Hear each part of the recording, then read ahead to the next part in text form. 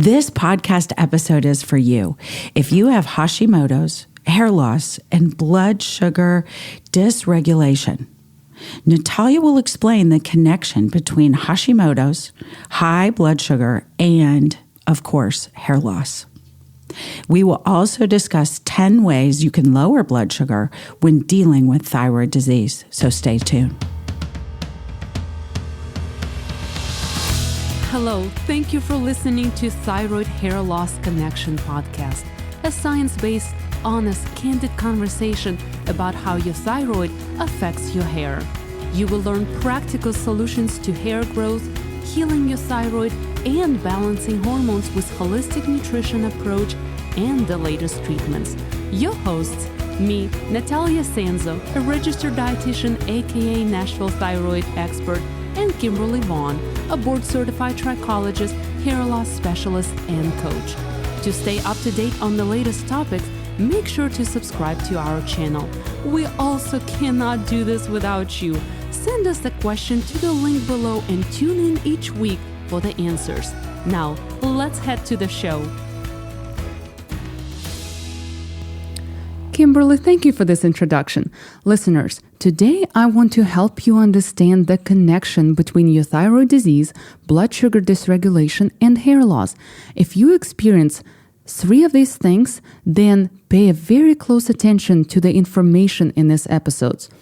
First, let's talk about the connection between Hashimoto's and blood sugar, right? So studies show that Hashimoto's may decrease glucose absorption, leading to an accumulation of sugar in the blood. In turn, this accumulation of sugar causes more insulin to be produced to utilize excess sugar, glucose, eventually leading to insulin resistance and type 2 diabetes. In addition, thyroid hormones are essential for the regulation of metabolism, the conversion of food into either energy or fat. And an underactive thyroid gland slows metabolism, and that can lead to weight gain, right? We kind of know that. We experience that as Hashimoto's, as somebody who's dealing with Hashimoto's. Okay, so what is the connection between high blood sugar and hair loss? High blood sugar can actually damage blood vessels, which in turn restricts blood flow, resulting in certain cells getting less oxygen and nutrient that they need. And some of those cells are our hair follicles. This deficiency can negatively impact the normal growth cycle of hair follicles, which can lead obviously to hair loss. Okay, so what does research say about Hashimoto's and blood sugar? A new study, and I will link the studies in the description note under this podcast if you're interested.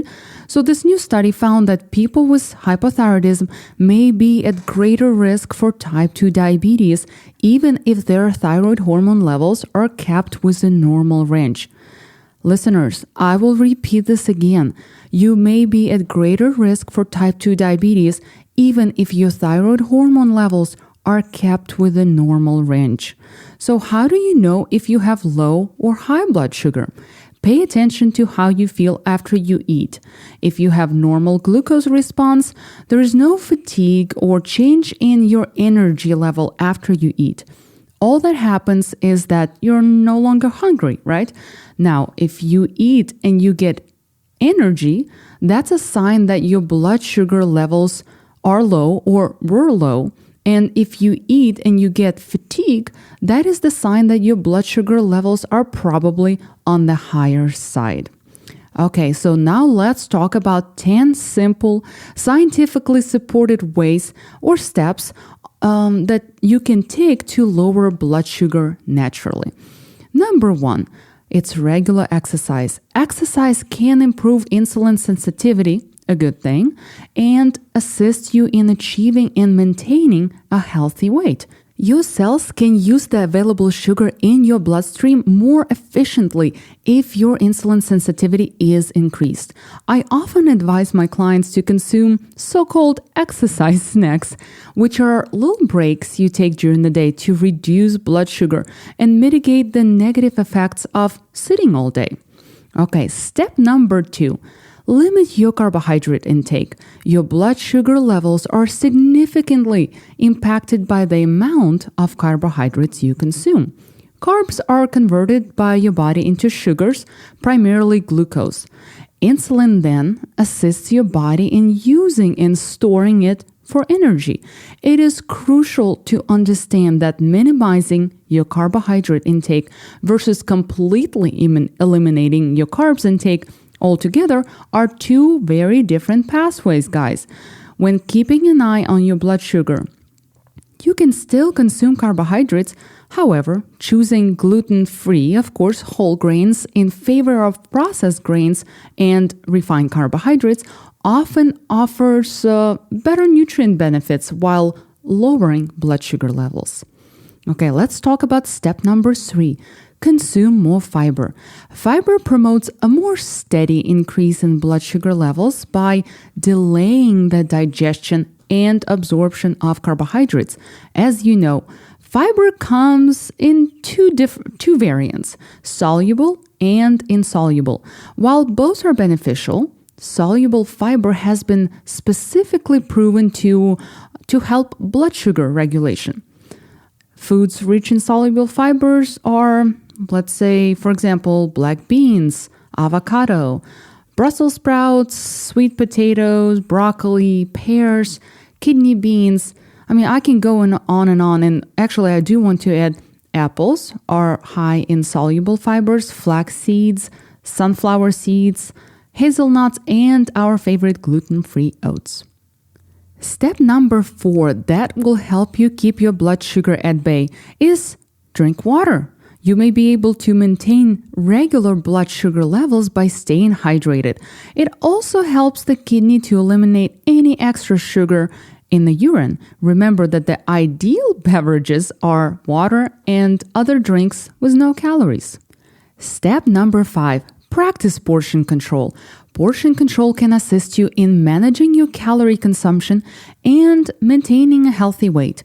Being at a healthy weight promotes normal blood sugar levels by itself and has been shown to lower the risk of developing type 2 diabetes.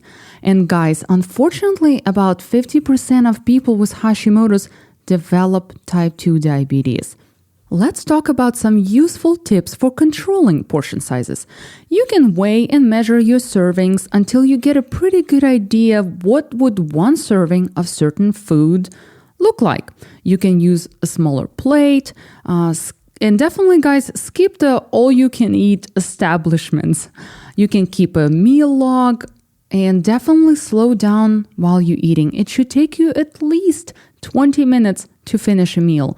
And the last tip I have is reevaluate the serving sizes and review the food labels often.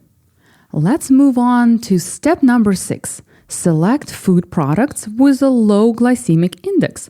The glycemic index, GI, measures how quickly your body consumes carbohydrates and how quickly they break down throughout digestion. This influences how rapidly your blood sugar levels increase. Foods are classified as low, medium, or high within the glycemic index, which scores them between 0 to 100. The scoring of low glycemic index meals is about 55 or lower. So the quantity and kind of carbohydrates you consume both affect how a meal impacts your blood sugar levels. Food products with a low to medium glycemic index include, for instance, Greek yogurt without any added sugar or fruit, whole wheat pasta, and of course make it gluten-free, lentils, beans, oats, and non-starchy vegetables. Basically, all the foods that are high or higher in fiber will have a lower glycemic index. Additionally, incorporating protein or essential fats help reduce blood sugar spikes following a meal.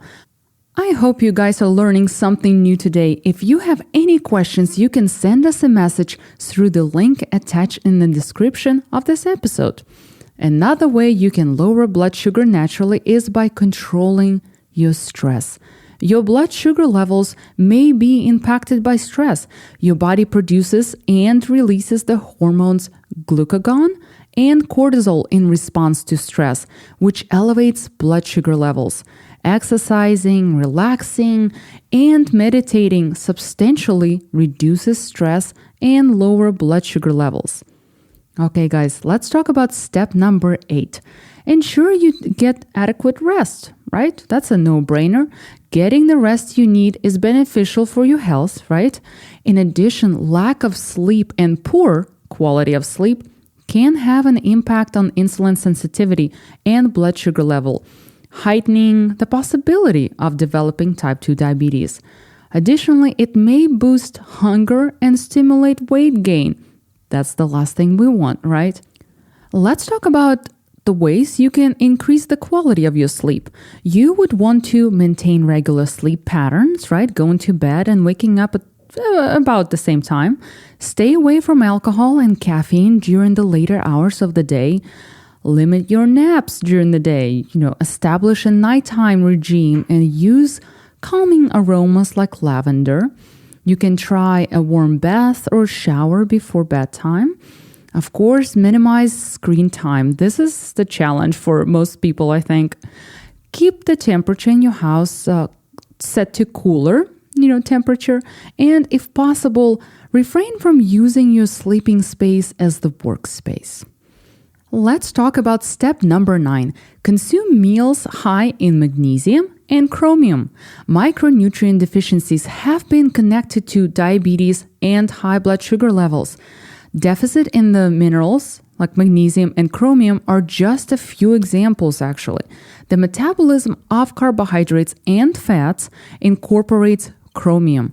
It might enhance the effects of insulin, which will help with blood sugar management.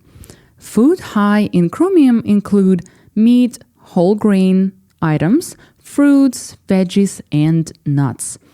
Blood sugar levels can also be improved with magnesium. In fact, a much lower risk of diabetes has been connected to diets high in magnesium. Foods that are high in magnesium include our dark leafy greens, seeds from pumpkin and squash, which is a perfect time to eat them right now. It's fall. Whole grains, tuna, bananas, avocados, beans, and my favorite, dark chocolate.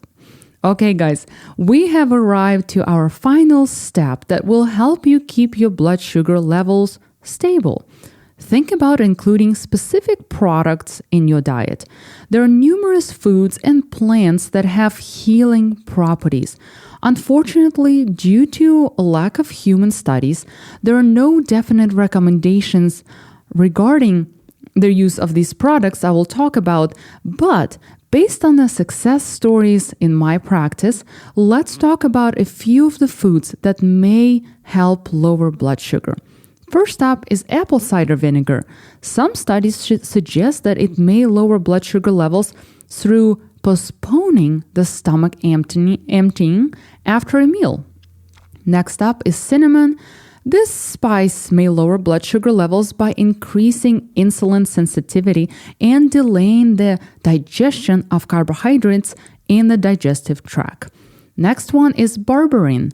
According to some research, this substance reduces blood sugars through enhancing the use or usage of sugar by your tissues, right? By your cells, activating the breakdown of glucose by enzymes and boosting the creation of insulin. Listeners, let us know which approaches you have tried in the past that work great in lowering blood sugar and improving insulin sensitivity. You can do so by commenting under this podcast episode or sending us a message. Listeners, this episode was so full of useful information and actionable steps you can take to manage Hashimoto's. And of course, you heard lots of actionable steps to manage your blood sugar, and then in turn, which will of course help your hair loss. So make sure you listen through this multiple times if you need to. But if you guys learned something new today, make sure that you please consider leaving us a rating and a review. For this show can only continue when we have your support. Thank you for being a part of the Thyroid Hair Loss Connection community, and we want you to have an amazing day.